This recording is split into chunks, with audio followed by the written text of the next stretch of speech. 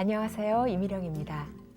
40년 이상 시를 지어오신 우리 시대의 등불, 언어와 상상의 자유인이라 칭송받는 이근배 시인의 모자를 벗고로 BT 문학관 문을 열었습니다. 선생님 안녕하세요. 안녕하세요. 문단에서 네. 깊은 해안으로 빛나는 천재 시인이라 칭송받으시고요. 또 독자들에게도 늘 삶의 나침판을 제시하시는 그러한 시를 선사하시면서도 선생님은 늘 부끄럽다라고 자꾸 말씀을 하세요. 너무 자신에게 엄격하고 그리고 완벽함을 추구하시는 건 아닌가 모르겠는데요. 아닙니다. 무슨 제가 겸손하거나 그래서 하는 얘기는 아니고요. 지금 하신 말씀조차도 사실 저한테는 어울리지 않는 그냥 한간에서 그냥 남한테 결혼식 축사처럼 하는 덕담에 불과하고요.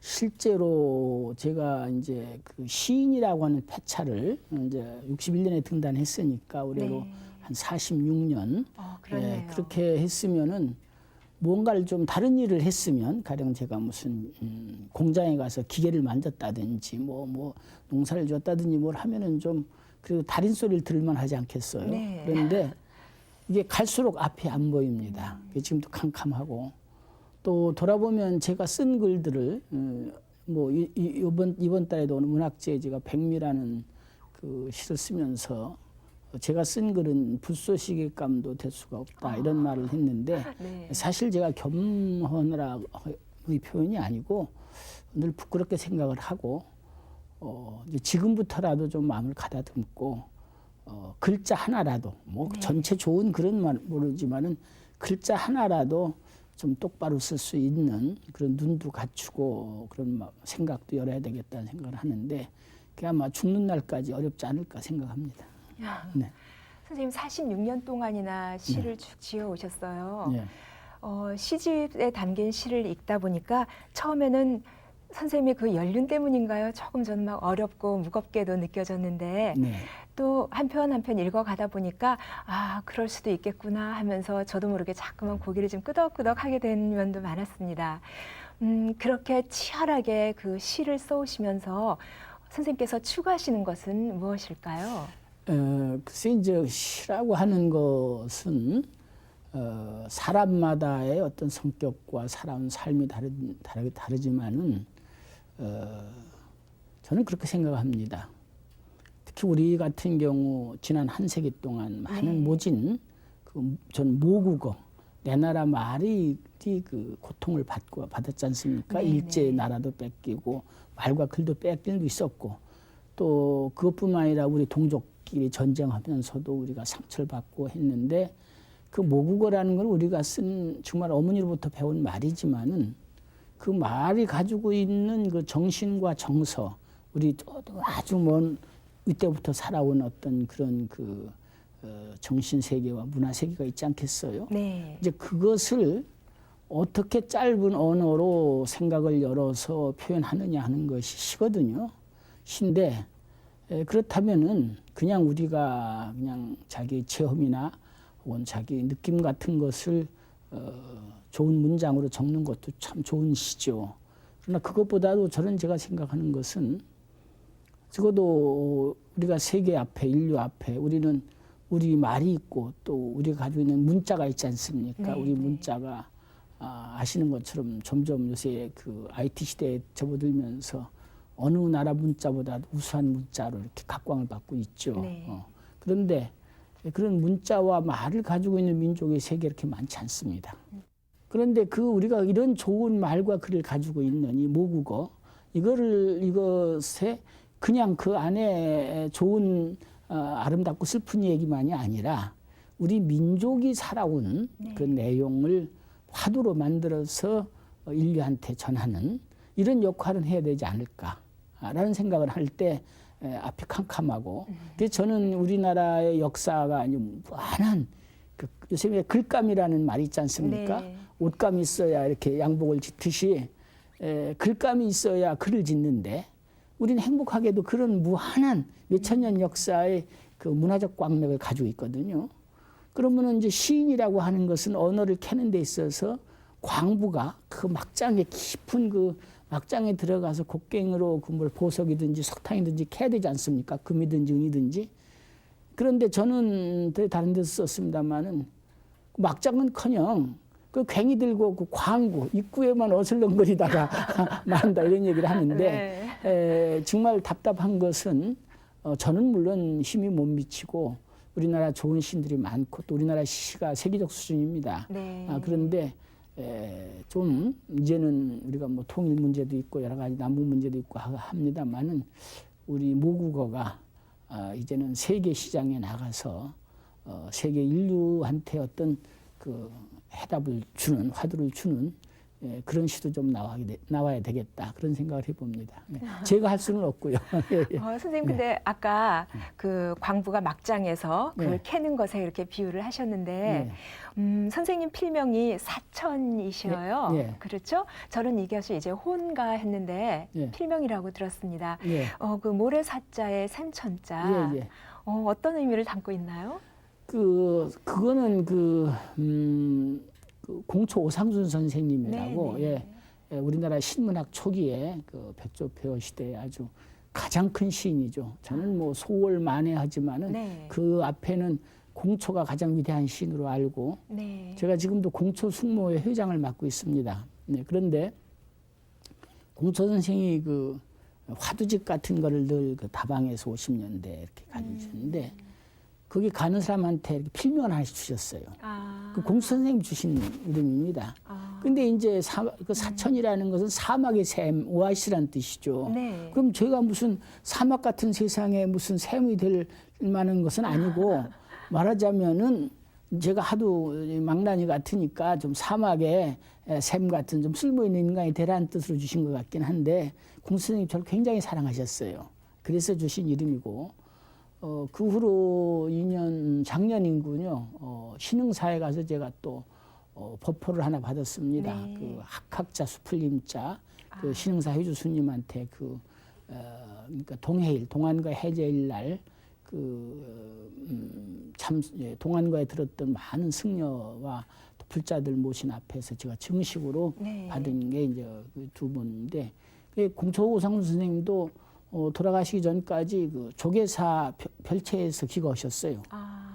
그리고 늘 삭발하셨었고, 네. 그래서 그 공초라는 이름도 빌공자, 너무 초자해서 그 네. 불교적 성함이죠. 그런데 그 어른이 사천을 주신 것도 어떤 면에서는 이제 불교적 이름이고, 네. 또 이번에 이제 제가 신흥사에 가서 받은 법포도 학님. 그런데 학학자 수풀림자는 제가 무식해서 그 사전을 찾아보니까 석가께서 그 돌아가셨을 때 사라 쌍수가 네. 하얗게 변했다는 데서 온 그 학님이라는 말도 있고 또 옛날부터 학자들이 시를 쓰는 그런 것을 모아놓으면은 또 학님이라고도 하고 그랬습니다. 그래서 뭐 저한테 너무 큰 이름인데 이름을 큰 걸 가지면 사람이 별 수 없거든요. 가령 김만석이다. 금이 만석을 가진 이름 가진 어떤 모습이 평생 동안 돈을 벌어도 가난했다는데 전 이름만 크고 실속은 없습니다.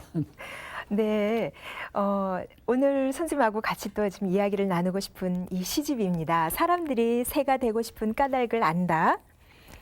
참 그 표지도 색깔이 아름답고요. 그리고 저는 무엇보다도 이 시집의 그 제목이 참 가슴에 와서 닿았어요. 처음에는 굉장히 참 어려운 단어는 하나도 안 들어가게 그런 거구나라고 했지만은 또 한편으로는 이렇게 생각을 해보니까 왜 사람들은 하필 새가 되고 싶어 했던 것일까? 직접 좀 여쭤봐도 괜찮겠어요? 그거야 뭐 이제 우리가 서양의 그 신화에서 그 이카루스의 날개 같은 얘기도 있지 않습니까? 네. 태양을 날다가 초가 녹아서 딸려진 비극도 있고 제가 좋아하는 그 러시아 시인의 그 에세닝이라고 있어요. 네. 그 사람이 아주 그 러시아 30살에 이사드라 담캉이라고 하는 그 10살이나 위인 그 미국의 무용가랑 연애했던 그 혁명 시인인데 네. 30살에 자살했어요. 그런데 러시아 정부가 국장을 지내준 시인인데 그 사람의 대표작이 그 모스크바 주점이라는 대표적인 작품이 있는데 그 마지막에 그러는 모스크바 이리 굽고 저리 굽은 길바닥에서 내가 죽는 것은 아무래도 전생의 인연인 게다. 너무나 크게 날려든 이 날개. 이것이 나의 타고난 크나큰 슬픔인게다. 사람들이 날고 싶다라고 하는 새라고 하는 것은 자유의 상징이죠. 네. 어떤 인간이 다른 건 다 할 수 있지만 무슨 뭐 비행기도 타고 하늘을 가긴 하지만은 인간은 날 수는 없지 않습니까? 다른 동물들에 비해서 다 우수하지만은 그래서 이 난다고 하는 새라고 하는 것은 자유의 상징이고 또 새라고 하는 것은 시인으로 말하면 노래의 상징입니다. 물음이라고도 하고 노래라고도 네. 하는 상징이죠. 새는 자유롭게 이 나무 저 나무 이곳저곳 혹은 또 몇 마리를 날라서까지 다니면서도 노래도 하고 날 수도 있지만 사람은 그렇지 못하지 않습니까? 그런데 이제 그런 것은 그냥 하나의 그 다른 어떤 시 속에서 상징적으로 쓴 것이죠. 네. 네. 그럼 여기서 작가 선생님께서 지금 말씀하신 그 의도를 음미하시면서요. 사람들이 새가 되고 싶은 까닭을 안다 시 한 편을 감상하시고 계속 말씀을 나누기로 하겠습니다. 사람들이 새가 되고 싶은 까닭을 안다. 수국에 와서 이근배. 여기 와보면 사람들이 저마다 가슴에 바다를 가두고 사는 까닭을 안다. 바람이 불면 파도로 일어서고 비가 내리면 맨살로 젖는 바다. 때로 울고 때로 소리치며 때로 잠들고 때로 꿈꾸는 바다. 여기 와보면 사람들이 하나씩 섬을 키우며 사는 까닭을 안다. 사시사철 꽃이 피고 잎이 지고 눈이 내리는 섬. 사랑하는 이들을 위해 별빛을 닦아 창에 내걸고 안개와 어둠 속에서도 홀로 반짝이고 홀로 깨어있는 섬. 여기 와보면 사람들이 새가 되고 싶은 까닭을 안다. 꿈의 둥지를 들고 노래를 물어 나르는 새. 새가 되어 어느 날 문득 잠들지 않는 섬에 이르러 불꽃으로 날개를 접고 내리는 까닭을 안다. 사람들이 새가 되고 싶은 까닭을 안다라고 하는 이 시집의 네. 첫 부분을 보면은 벼루일기라고 하는 부제가 붙은 시가 한 10여 편이 들어가 있습니다. 네네. 예, 그리고 선생님께서는 특별히 그 고인들이 남긴 벼루를 비롯한 문방사후라든지 네. 이런 서예품 역사적 유물에 대해서 굉장히 강한 애착을 갖고 계시다고 그랬는데 네. 어떤 특별한 계기라도 있습니까? 제가 어렸을 때요. 네. 저는 철모를 때 할아버지 품속에서 자랐습니다. 네. 근데 할아버지는 학자셨어요. 네. 유학자셨는데 또 외조부는 한말의 고유인 그 최면함의 수제자, 최익현의 수제자이셨고. 네. 그래서 늘 보면 사랑방의 그 벼루, 또 연적, 이게 이 먹물이 마르지 않는 그 문갑 위에 살았어요. 그래서 이제 어느 날 제가 이제 이렇게 저도 글씨 쓰려고 하니까 벼루가 목이 잘 안 갈려요. 그래서 하다 보니까 좋은 벼루를 하나 갖고 싶다라는 생각이 들었는데 옛날 선비들은 연전이라고 해서 벼루 연자 밭전자. 그래서 그걸 논밭으로 생각했어요. 그래서 이필위경 붓으로서 밭을 간다. 농사를 짓는 거예요. 네. 그러니까 이제 붓 가지고 살림을 하는 거예요. 그런데 선비들이 그 좋은 벼루, 역사적인 좋은 벼루들은 옛날에 그냥 평범한 이렇게 서당에서 쓴 벼루가 아니고 네. 정말 인류의 당시 엘리트들, 대학자들이 신문을 경작하고 정치를 논하던 상소문 쓰고 하던 그런 벼루들란 말이죠. 그러니까 그 정신, 거기 되게 우리가 문자향이다, 뭐 석원기다 그러는데 이제 그 문향 같은 것이 바로 거기서 오니까 그리고 그게 조각예술 또 돌이라든지 그 치장이라든가 조각예술이 아주 뭐 다른 저는 도자기나 뭐 다른 회화예술 요새 네. 무슨 그림감이 없다고 하지만 그거 비교가 안 되는 우리나라에 제가 가지고 있는 벼루는 뭐 국박에도 없고 어느 미술관에도 없는 건데 그 조각이 저는 뭐 미켈란젤로나 로댕이 와도 못 새기는 조각을 우리 선조들이 했어 500여 년 전에. 네. 그거 보면 신의 솜씨입니다. 일본의 어떤 그 서예가가 신의 솜씨라고 그랬습니다. 근데 그런 예술적인 것도 있고 하니까 거기에 이제 빠져들기 시작한 거죠. 그렇게 돼서 그 뭐 쓰지도 못하는 별을 읽기라는 시도 써보고 그랬습니다. 네. 그 조부님의 그러한 방 모습도 지금 말씀을 하셨는데 선생님 그 시를 보면은요. 네. 가족사의 슬픔이 살짝 느껴지기도 합니다. 네.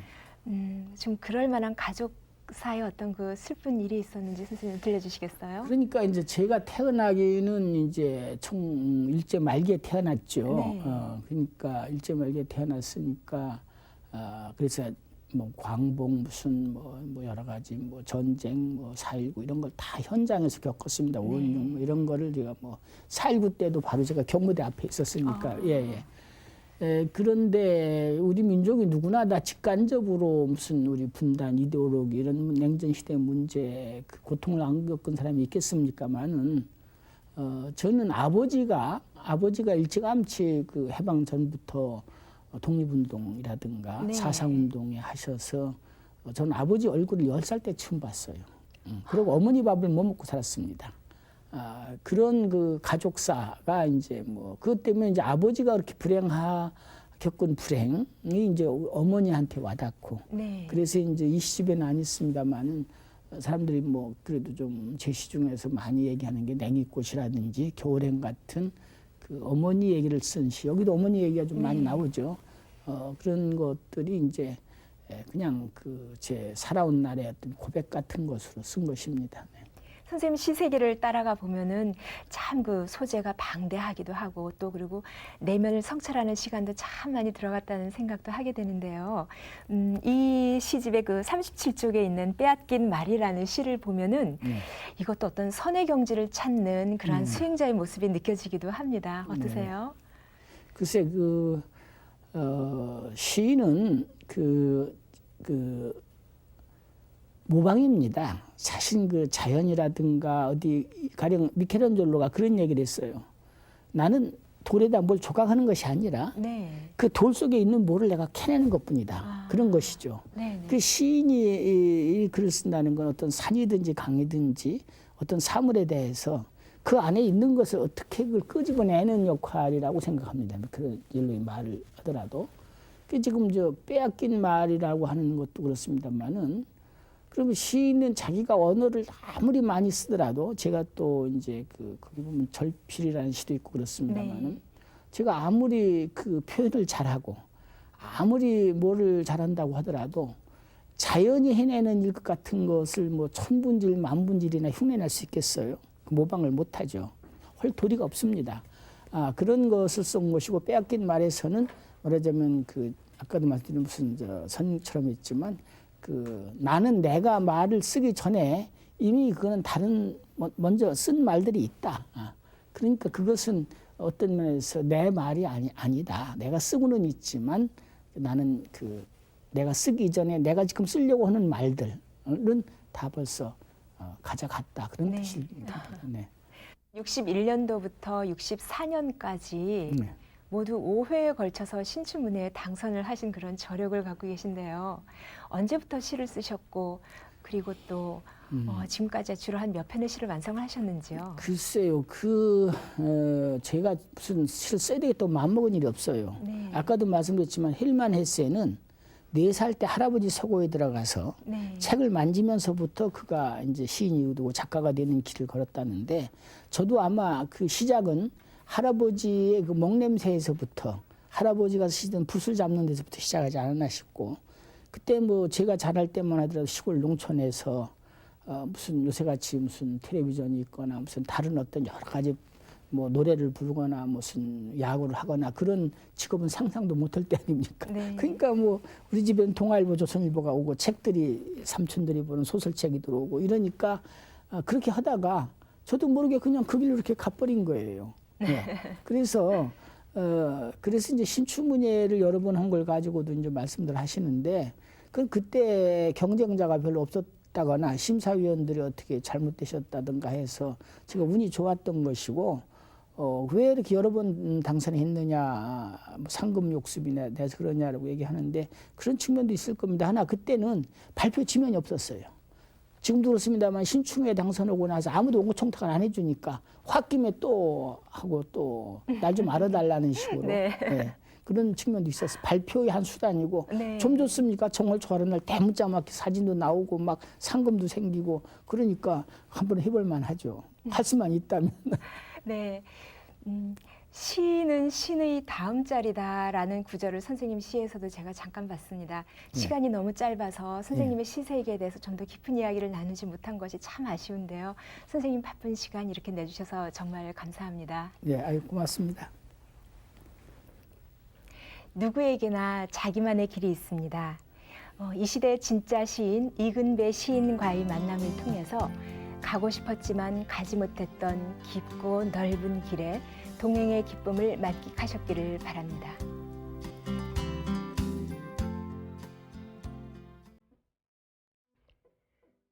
지금은 독이 묻은 화살을 빼내는 시간입니다.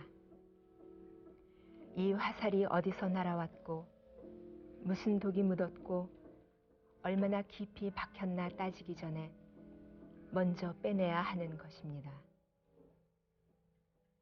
절에 왔다 생각 말고 부처를 의식하지도 말고 옆의 일에 마음 쓰지 마십시오.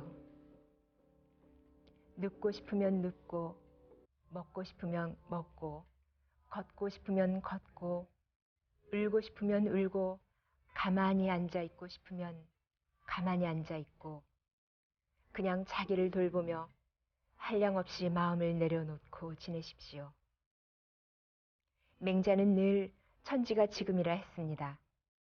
이제 막 태어난 듯이 이곳에 머무는 동안 앞일도 걱정 말고 지난 일도 떠올리지 마십시오. 포식이 육체를 해치듯 너무 많은 생각도 정신을 해칩니다. 상처가 나으면 살아갈 용기도 생기니 그저 편히 지내며 세상을 버리려 했던 마음을 돌려 눈을 뜨십시오.